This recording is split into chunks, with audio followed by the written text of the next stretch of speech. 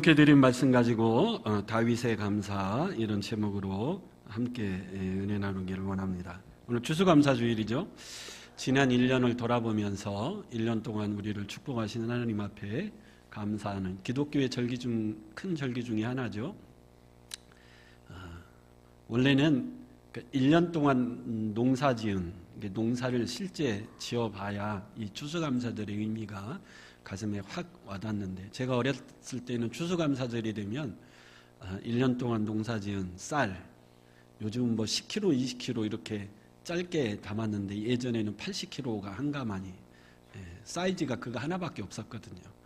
그래서 농사지은 거 80kg를 한 가마니씩 가지고 와서 막 강대상에 이렇게 막 양쪽에 쌓아놓고 예배드리고 그랬는데, 그러면 추수감사절 분위기가 정말 확 나고 그랬는데, 그래도 어쨌든 우리가 추수감사절을 계속 지키는 이유는 이 감사 속에 하나님이 심어놓은 놀라운 비밀들이 있기 때문에, 하나님이 주시고자 하는 그 은혜와 비밀들을 이 감사를 통해서 이 절기를 지킴으로 누릴 수 있는 저와 여러분 될 수 있기를 축원합니다. 오늘 1절에 보면 이렇게 시작하죠. 여호와께서 주의 모든 원수를 무찌르사 왕으로 궁에 평안히 살게 하실 때, 다윗이 왕이 된 이후에 엄청난 전쟁을 많이 치렀죠. 이제 드디어 전쟁이 그치고 평안이 찾아왔습니다. 그 평안의 원인은 여호와께서 주위의 모든 원수를 무찔러 주셨기 때문이라. 그때 다윗은 궁 안에서 편안히 있으며 어느 날 나단 선지자를 부릅니다. 그리고 2절에 이렇게 이야기하죠. 볼지어다 나는 백향목 궁에 살거늘 하나님의 궤는 휘장 가운데 있도다.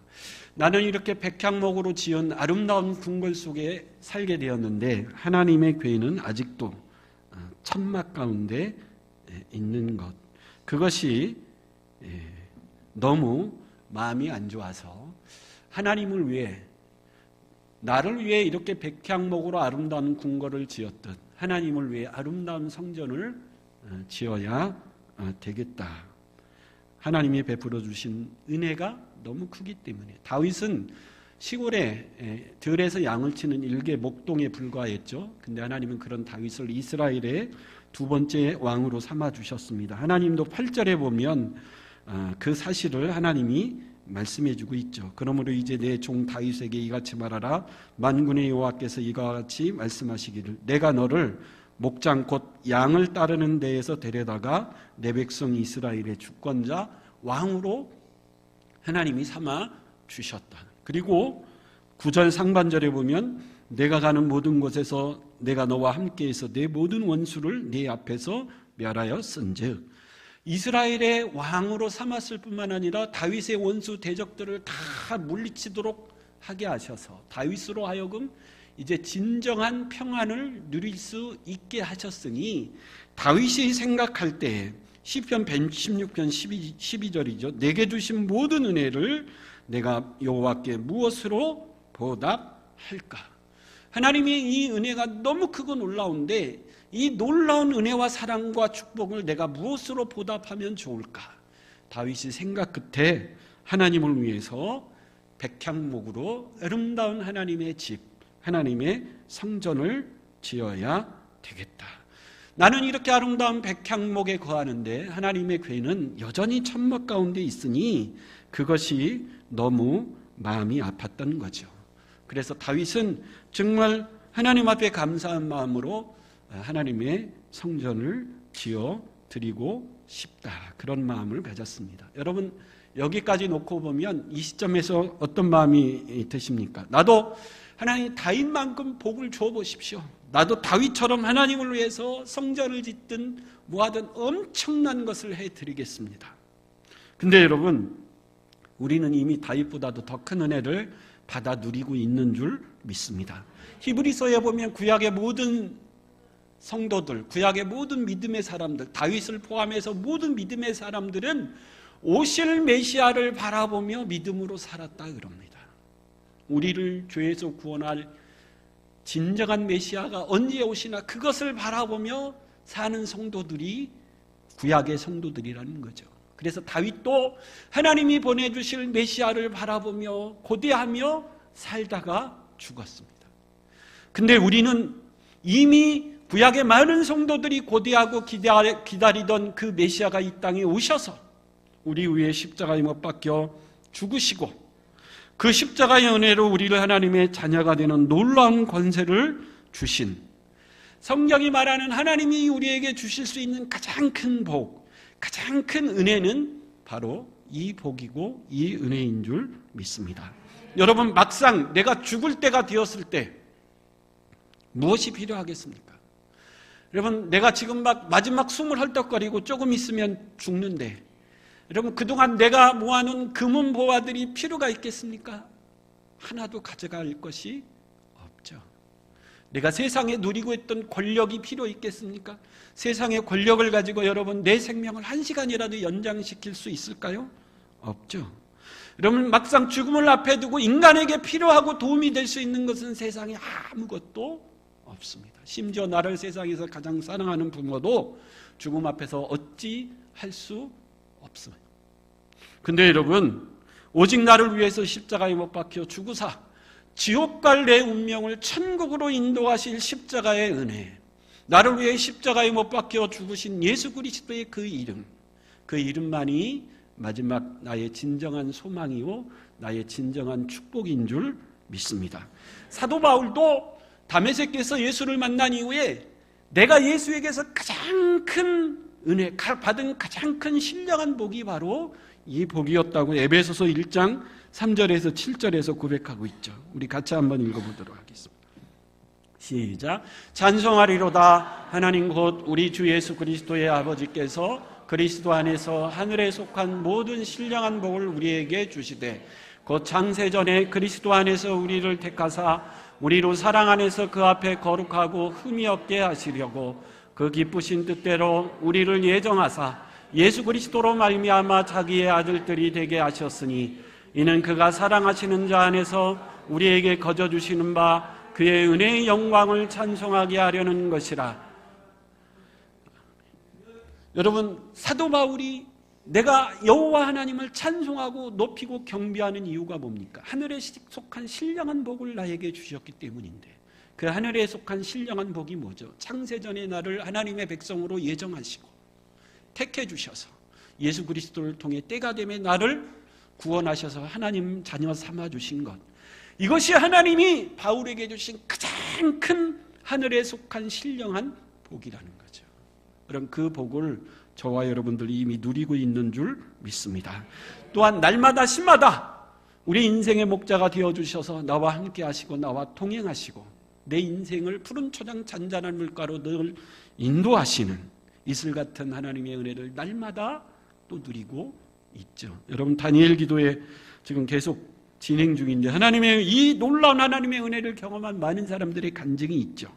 한 인간으로 감당하기 힘든 삶의 고난 속에서 그 고난을 견디다가 그 맨 마지막 고난의 끝에 찾아와 주신 하나님의 놀라운 은혜와 사랑의 이야기를 들을 수 있습니다. 특별히 저는 다니엘 기도를 수년 동안 해오면서 사랑의 헌금 시간에 나오는 그 많은 환자들을 보면서 많은 은혜를 받습니다.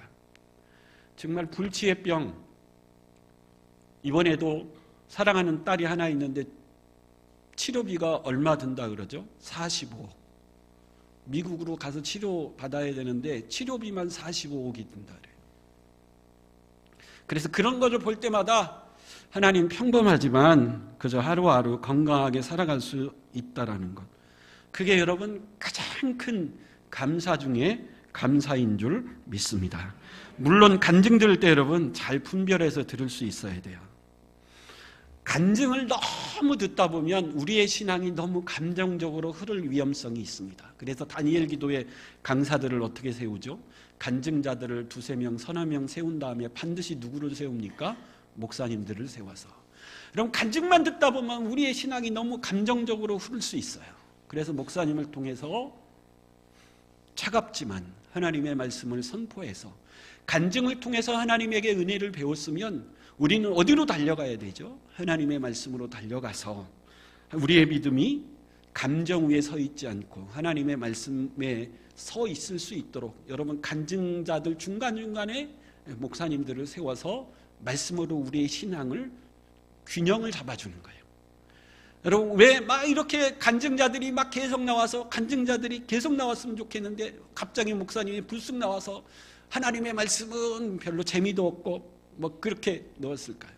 우리의 신앙이 절대 감정에 머무르지 않도록 하기 위해서요. 근데 그렇게 세운 목사님이 너무 또 감정적으로 설교하면 그건 꽝입니다. 이번에도 보면 어느 목사님이 육체 이탈을 막 신나게 간증했는데, 여러분 간증을 조심해서 잘 들어야 됩니다. 우리 장로교는 육체 이탈 같은 것은 더 이상 없다고 봅니다. 물론 사도 바울이 내가 몸 안에 있는지 몸 밖에 있는지 나도 모르는데 3층 천을 갔다 왔다 그래요. 그 신기한 체험을 했죠. 하나님이 바울에게 그렇게 신기한 체험을 하게 한 것은 하나님이 그를 통해 신약 성경을 기록하도록 하기 위해서 주신 체험이고, 신약 성경이 끝나고 성경 66권이 완성이 됐으면 이젠 더 이상 그런 체험과 기적은 없습니다.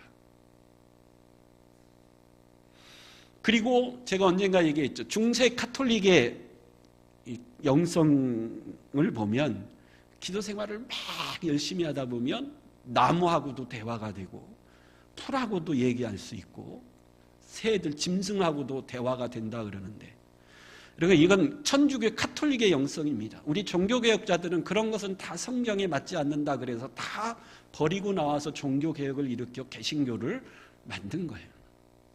성경에 위배되는 것들은 버려야 된다. 여러분, 그리고 종교개혁을 일으켜 개신교를 만들었는데 개신교 목사가 종교개혁자들이 버리고 나온 그 이상한 간증을 그렇게 해대면 이게 도대체 굉장히 위험한 그런 간증들이 중간중간에 있습니다. 그래서 여러분, 그런 것들을 바로 잡아주기 위해서 목사님들을 중간중간 세워서 하나님의 말씀을 선포하게 하는 거죠. 어쨌든 여러분, 오늘 하루 내가 건강하게 하나님 앞에 나와 예배할 수 있다는 것, 이것 자체만으로도 정말 하나님 앞에 너무 큰 감사거리인 줄 믿습니다. 다윗은 지금까지 내 인생을 통해서 하나님이 베푸신 놀라운 은혜들을 생각해 볼 때 너무 감사한 거죠. 근데 여러분, 이런 축복과 은혜를 받으면 당연히 하나님 앞에 감사하겠지, 그게 아니에요. 여러분, 느부갓네살을 보십시오. 느부갓네살이 하나님의 은혜 가운데 형통하고 번성했을 때 어떤 마음을 가졌죠? 다니엘서 4장 29절 30절 한번. 다니엘서 4장 29절 30절 시작. 12달이 지난 후에 내가 바벨론 왕궁 지붕에서 거닐세 나 왕이 말하여 이르되 이 큰 바벨론은 내가 능력과 건설로 건설하여 나의 도성으로 삼고 이것으로 내 위엄의 영광을 나타낸 것이 아니냐 하였대. 느부갓네살은 하나님 앞에 감사하지 않고 오히려 뭐 했죠? 교만했어요. 이 모든 것은 하나님의 은혜가 아니고 누구의 능력이다? 나의 능력으로 이룬 것이다. 그래서 하나님의 심판을 받을 수밖에 없었습니다. 느부갓네살은 하나님을 모르고 섬기지 않으니까 그랬겠죠. 근데 아닙니다. 이스라엘 백성들도 그랬어요. 호세아 13장 6절입니다. 호세아 13장 6절 시작.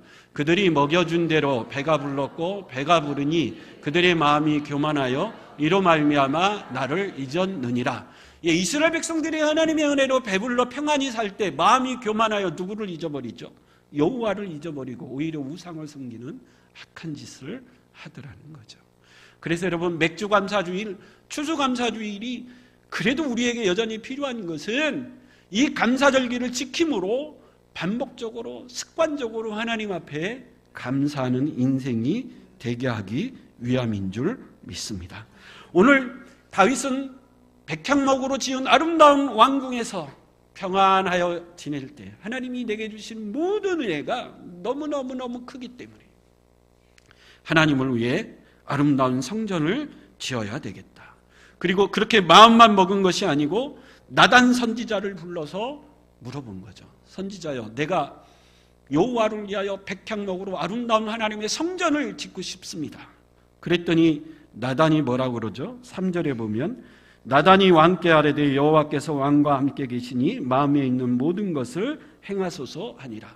나단 선지자도 다윗의 그 마음을 기쁘게 여겼어요. 그래서 왕이 마음 먹은 대로 하나님의 아름다운 성전을 건축하십시오. 근데 4절부터 말씀이 이상해집니다. 우리 4절 한번 읽어볼까요? 4절 시작. 그 밤에 여호와의 말씀이 나단에게 임하여 이르시되, 그 밤에 여호와께서 급하게 나단 선지자에게 뭐 했다라는 거죠? 찾아오셨다는 거예요. 임하셨다라는 거예요. 여러분, 왜 하나님이 급하게 나단 선지자에게 찾아오셔서 말씀하셨을까요? 하나님이 급하신 겁니다. 왜 그렇죠? 다윗과 나단 선지자가 내 마음에 내 뜻에 합한 일을 하고 있어요? 내 마음과 내 뜻에 반대되는 일을 하고 있어요? 반대되는 일을 하고 있기 때문에 하나님이 급하게 찾아오신 거예요. 여러분, 다윗은 하나님을 위해서 아름다운 궁극 성전, 집을 지어드리고 싶습니다. 나단 선지자가 박수치면서 왕이여 그렇게 하소서. 근데 하나님이 그 밤에 급하게 나단 선지자에게 나타나셔서, 우리 5절 뭐라고 말씀하시죠? 5절 한번 읽어볼까요? 시작. 가서 내 종 다윗에게 말하기를 여호와께서 이와 같이 말씀하시되 내가 나를 위하여 살 집을 건축하겠느냐. 하나님이 나단에게 뭐라고 그러는 거죠? 물어보는 거죠. 다윗이 내 집을 지을 수 있겠느냐? 지을 수 있다라는 거예요? 없다라는 거예요? 지을 수 있다라는 거예요? 없다라는 거죠? 없다라는 겁니다. 여러분, 신앙이 너무 감정적으로만 흐르면 다윗이나 나단도 너무 신앙이 감정적이었어요. 그래서 하나님을 위해서 성전을 지어야 되겠다. 그랬더니 하나님이 그 밤에 급하게 나단 선지자에게 나타나셔서 너희들이 하는 일은 내 뜻이 아니다. 왜냐하면 다윗이 나를 위해서 성전을 짓겠느냐. 지을 수 있다라는 거예요? 없다라는 거예요? 없다라는 거예요. 6절 한번 읽어볼까요? 왜 그런가? 6절 시작. 내가 이스라엘 자손을 애굽에서 인도하여 내던 날부터 오늘까지 집에 살지 아니하고 장막과 성막 안에서 다녀나니. 나는 지금까지 어디에서 지냈다고요? 장막과 성막, 텐트에서 지냈는데 왜 거기에서 지냈을까요? 7절에 그 이유를 밝히고 있습니다. 7절 시작. 이스라엘 자손과 더불어 다니는 모든 곳에서 내가 내 백성 이스라엘을 먹이라고. 아멘. 거기까지만. 왜 하나님이 장막과 텐트 가운데 거하셨죠? 이스라엘 자손과 더불어 다니는 모든 곳에 내가 내 백성 이스라엘과 뭐하기 위해서? 함께하기 위해서 장막과 텐트, 성막에 나는 거하기를 뭐 했다라는 거죠? 기뻐했다라는. 나는 화려하고 웅장한 성전을 지어서 그 안에만 앉아있는 신이 아니고 나는 장막과 텐트에 거해서 이스라엘 백성들이 어디를 가든지 나는 그 백성들과 함께하기를 기뻐하는 신이었다라는. 여러분, 장막 텐트의 장점이 뭐죠? 이동성이에요. 이동하기 쉽잖아요. 금방 걷었다가 또 금방 쳤다가. 그래서 나는 그 텐트에서 이스라엘 백성들이 어디를 가든지 함께하기를 원한다라는. 이스라엘 백성들이 광야에 있을 때 나는 거기와 그들과 함께 있었고, 아멜렉과 전쟁을 치를 때에도 함께 있었고, 홍해바다 한가운데에서도 그들과 함께 있었고, 나는 텐트 속에서 이 백성들과 함께하기를 기뻐한다. 나는 너희들이 화려하게 지은 성전에 머물러 거기야만 있는 신이 되기를 원치 않는다. 그럼 다윗과 나단 선지자의 첫 번째 잘못은 뭡니까? 내가 이렇게 뜻을 세웠는데 이 뜻이 정말 하나님이 기뻐하시고 원하시는 뜻인지 뭐 해야 되죠? 물어봤어야 되죠. 근데 묻지 않고 단순히 그건 하나님이 기뻐하실 거야, 단순히 감정적으로 결정했기 때문에 이것이 그들의 첫 번째 잘못이에요. 우리 7절 한번 다시 한번 읽어볼까요? 시작. 이스라엘 자손과 더불어 다니는 모든 곳에서 내가 내 백성 이스라엘을 먹이라고 명령한 이스라엘 어느 지파들 가운데 하나에게 내가 말하기를 너희가 어찌하여 나를 위하여 백향목집을 건축하지 아니하였느냐고 말하였느냐. 하나님 뭐라는 거예요? 내가 정말 내 집이 필요했다면 사사시대에 누구에게요? 그 어느 지파들이라는 것에 1번이라고 써 있는데 그 1번이 풋노트 밑에 보면 뭐라고 써 있죠? 사사. 사사라고도 해석할 수 있고 지파라고도 해석할 수 있고. 여러분, 하나님이 하시는 말은 내가 정말 내 집이 필요했다면 사사시대에 어느 사사든지 어느 지파이든지 내 집을 좀 지어달라고 하나님이 뭐 했다라는 거죠? 말했을 것이라. 야, 삼손, 내가 너를 삼손으로 세웠는데 내 집 좀 하나 지어줘. 야, 에브라임 지파야, 내 지파가 이스라엘 12지파 가운데 가장 강성한 지파니까 네 지파가 중심이 돼서 내 집 좀 지어줘. 내 집이 필요했다면 하나님이 사사시대에 이미 내 집 좀 지어달라고 뭐 했다고요? 말했다라는. 근데 그렇게 하지 않은 이유는 나는 내 집이 뭐하다? 필요 없다라는. 나는 장막이든 텐트든 내 백성이 어디를 가든지 함께하기를 기뻐하는 여호와이기 때문에 그렇다라는 거죠.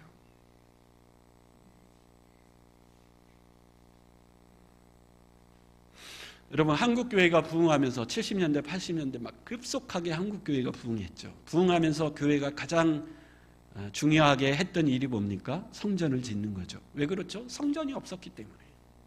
130년 전에 선교사들이 이 땅에 조선에 들어와서 복음을 전하는데 건물이 없죠.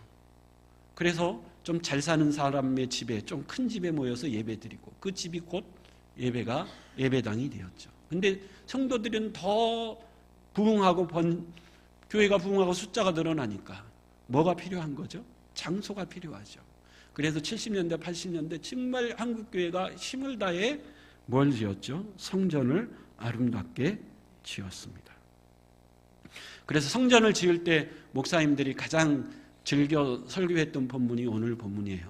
여러분, 다윗도 백향목 궁에 거하면서 하나님 앞에 제송해서 하나님의 성전을 짓고자 하는 아름다운 소원을 가졌는데, 여러분 좋은 아파트에 사시고 좋은 단독에 사시는데 우리 교회가 이렇게 가만히나 하우스로 지은 이 집에서 예배를 드리면 되겠습니까? 여러분, 우리도 하나님의 성전을 멋있게 지읍시다. 그래서 그때는요 정말 대단한 믿음들이어서 자기의 집을 다 팔아서 전세로 가고 헌금하고 그랬어요. 제 시골교회도 장로님 한 분이 은혜 받아서 자기 재산을 팔아서 땅 사고 집 짓고 혼자 다 하신 거예요. 정말 그 시대의 믿음의 사람들은요 정말 대단했어요. 여러분 집 좀 팔아서 교회 다시 집시다 그러면 여러분 할 수 있겠어요, 없겠어요? 네, 천부당 만담입니다, 목사님. 우리 어머니들 세대의 믿음은 정말 대단했어요.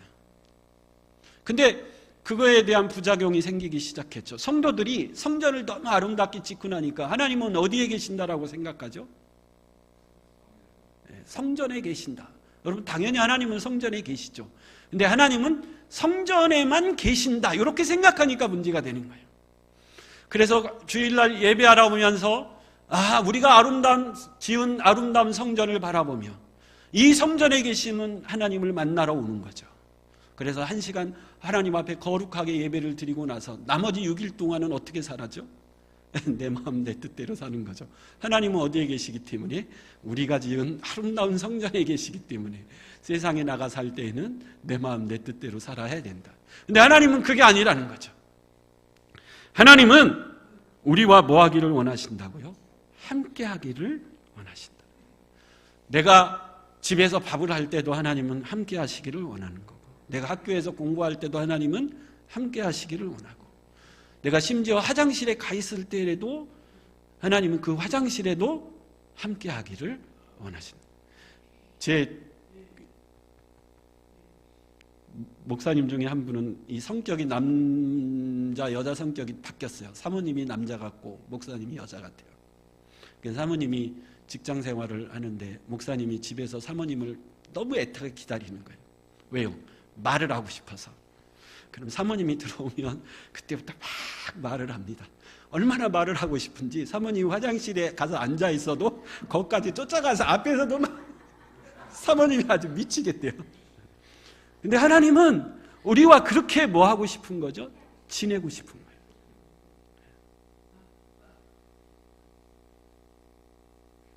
나를 웅장하고 화려한 성전을 지어서 그 안에 가둬놓지 말라는 거예요. 물론 하나님은 교회에 계십니다. 그러나 하나님은 교회에 계실 뿐만 아니라 이 세상 모든 곳에 계시는 분이 우리 하나님이신 줄 믿습니다. 그런데 여러분,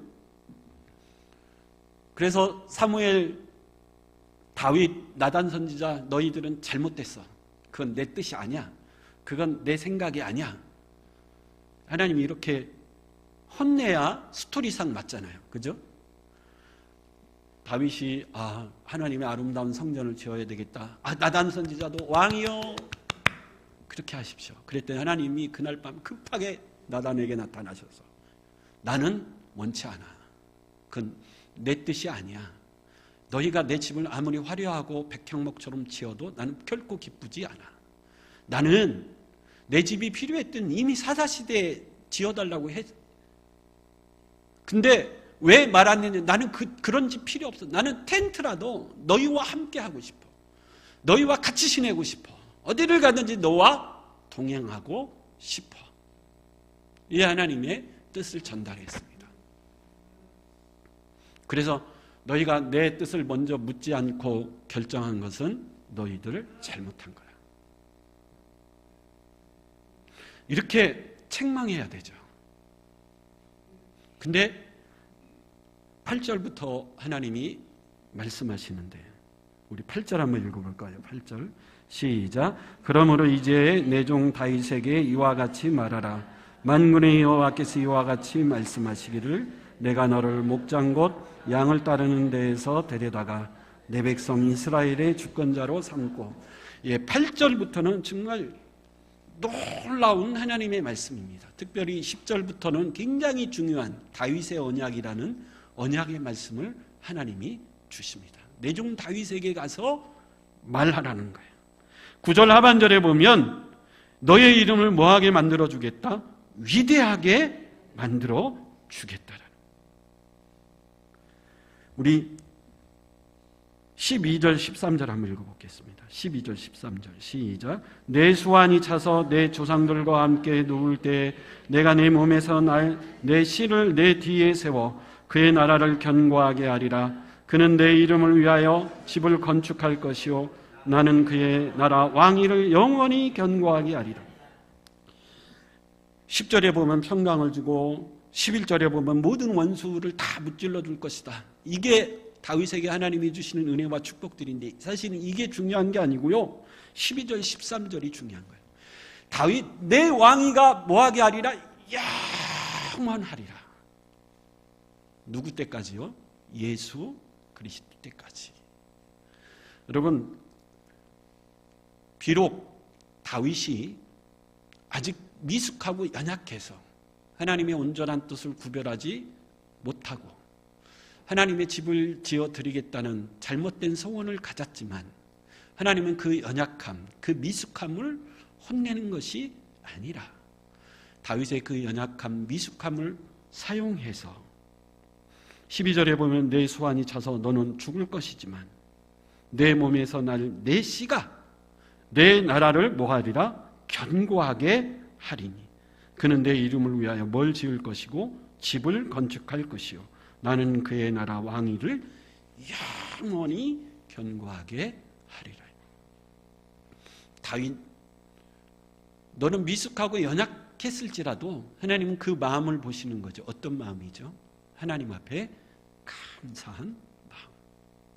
그래서 여러분 감사에는 하나님의 놀라운 비밀을 심어 놓으신 거예요. 내가 정말 하나님 앞에 감사한 마음, 하나님 앞에 이 감사한 마음을 무엇으로 표현할까? 그래서 표현했는데 여전히 연약하고 미숙해서 잘못 표현했을지라도 하나님은 그걸 잘못됐다라고 책망하지 아니하시고 그 연약함과 미숙함을 사용하셔서 하나님이 하시고자 하는 위대한 일에 사용하시는 분이 우리 하나님이신 줄 믿습니다. 다윗 네가 나를 위하여 집을 짓겠다고 했느냐? 우리 11절 한번, 죄송한데 11절 한번 읽어보세요. 11절 시작. 전에 내가 사사에게 명령하여 내 백성 이스라엘을 다스리는 때와 같이 아니하게 하고 너를 모든 원수에서 벗어나 편히 쉬게 하리라. 여호와가 또 내게 이르노니 여호와가 너를 위하여 집을 짓고. 다윗은 하나님을 위해서 집을 지어주겠다 그랬더니 11절 하반절에 보면 하나님 뭐라 그러죠? 거꾸로 네가 나를 위해서 집을 지어주겠다고? 너는 그런 집을 지을 수 없어. 왜요? 스데반이 사도행전 7장에 보니까 여호와 하나님은 어떤 하나님이죠? 천지를 창조하신 천지의 하나님이에요. 여러분, 그 천지의 하나님을 담을 수 있는 성전을 지으려면 그 크기가 어떠해야 될까요? 여러분, 천지의 주제이신 하나님을 담을 수 있는 성전을 우리 힘으로 지을 수 있을까요? 없어요. 네가 나를 위해서 집을 짓겠다고? 아니야. 내가 너를 위해서 뭐 하겠다? 집을 지어줄게. 그 집은 무슨 집이죠? 뭐 궁궐을 하나 다시 세워주겠다가 아니고 믿음의 가문, 신앙의 가문의 집을 지어주겠다는 거예요. 그래서 다윗의 내 시는 계속해서 믿음의 가문, 신앙의 위대한 가문을 이어가도록 내가 내 집을 뭐 해주겠다? 지어주겠다. 그리고 결국 내 씨를 통해서 누가 나오게 해주겠다? 예수 그리스도가 나오셔서. 네가 나를 위해서 집을 짓겠다고? 아니야. 내가 너를 위해서 집을 지어줄게. 예수 그리스도가 오셔서 우리가 상상할 수 없는 위대한 하나님의 나라, 그걸 천국이라 그러죠. 그 아름다운 집을 지어서 우리도록 하여금 그 아름다운 하나님의 집에서 영원토록 살게 하시는 은혜를 우리에게 베풀어 주실 줄 믿습니다. 여러분, 다윗이 이 엄청난 축복을 받은 이유가 뭐죠? 하나님 앞에 뭐한 마음을 가졌기 때문이죠. 감사한 마음을 가졌기 때문에. 하나님이 비록 하나님의 뜻과 어긋났고 잘못된 표현이었을지라도 하나님은 그 감사한 마음을 뭐 하는 거죠? 받으시고 책망하지 아니하시고, 물론 수정은 시켜주시죠. 나는 너희와 함께하기를 원하는 여호와야. 그래서 여러분, 하나님은 심지어 뭐라고까지 이야기합니까? 우리 고린도전서 우리 한 장 보고 마치도록 하겠습니다. 우리 고린도전서 3장 16절 한 절만 보고 마치겠습니다. 시작. 너희는 너희가 하나님의 성전인 것과 하나님의 성령이 너희에게. 이게 무슨 말씀이죠? 내가 성전, 나를 위해 성전을 지어주겠다고? 아니야. 내가 너를 위해 집을 지어줄게. 너희가 곧 나의 뭐라고요? 성전이라. 그 말은 뭐죠? 내가 너희 안에 함께하고 싶다라는 거예요. 너를 성전 삼아 내가 내 안에 임재해서 네가 어디를 가든 너와 뭐 하겠다라는 거죠? 함께하고 싶다라는 거예요. 그걸 교정시켜 주시고 변화시켜 주시지만, 그러나 다윗의 그 감사한 마음을 하나님이 기쁘게 받으셔서 내가 너를 위해서 위대한 신앙의 가문 집을 지어주고 내 후손을 통해서 예수 그리스도가 나오게 하셔서 그 예수 그리스도가 위대한 하나님의 나라의 집을 지어서 하나님의 선택한 모든 백성들과 더불어 영생 복락을 누리는 아름다운 비전을 다윗에게 보여주셨습니다. 다윗이 뭐 했기 때문이죠? 감사했기 때문에. 이것이 하나님이 감사 속에 심겨놓은 신비로운 비밀인 줄 믿습니다. 그래서 여러분, 범사에 뭐 하라고요? 감사. 쉬지 말고 감사하고, 눈을 뜨면 감사하고, 눈 감기 전에도 감사하고. 하나님 감사합니다. 그래서 원망하고 불평하는 인생들이 아니라 하나님 앞에 늘 감사하며 주님의 영광을 위해 살아갈 수 있는 저와 여러분 될 수 있길 간절히 축원합니다.